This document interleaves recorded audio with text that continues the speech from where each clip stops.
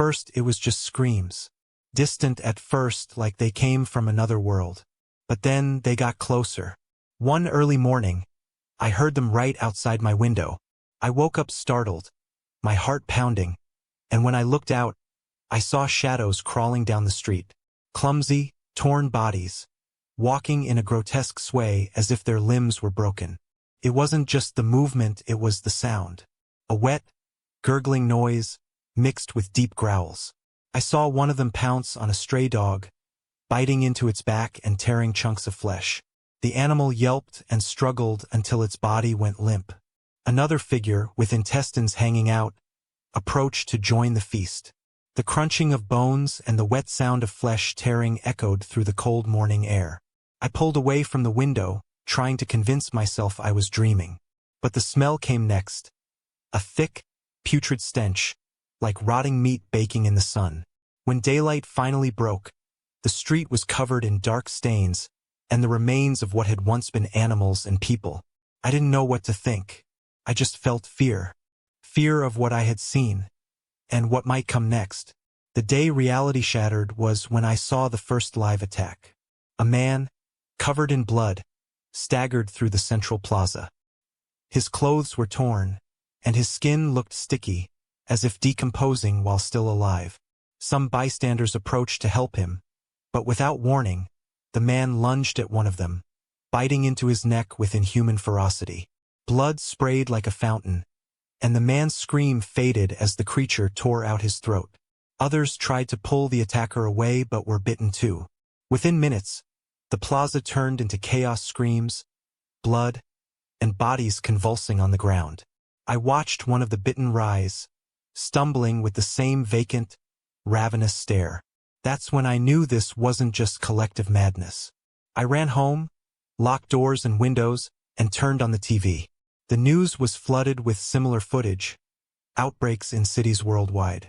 Authorities had no idea what was happening, but reporters spoke of a virus, something transmitted through bites. The instructions were clear: stay inside and avoid contact with the infected. Days passed, and the screams outside became less frequent. The world seemed to have shut down. Power flickered on and off, and the radio became my only source of information. Sometimes, I would hear desperate calls, people begging for help while something pounded on their doors. The broadcasts grew scarcer until one day the signal just died. I decided to venture outside when hunger became unbearable. The neighborhood was wrecked, overturned cars, broken windows, and abandoned corpses scattered on the streets. I moved cautiously, trying to make no noise. As I passed a looted store, I heard a low moan. Turning around, I saw a woman slumped against the wall, half her face eaten away, her eyes glassy and staring into nothingness. Her jaw hung loose, but she still tried to bite the air, as if her body no longer followed the logic of life. Next to her lay a small child, lifeless, with bite marks on his neck and chest. The woman tried to reach him with twitchy, uncoordinated movements. I couldn't bear it and ran in the opposite direction. For days, I avoided noise and stayed in the shadows. One night, while scavenging for food in a storage room, I heard a metallic clatter.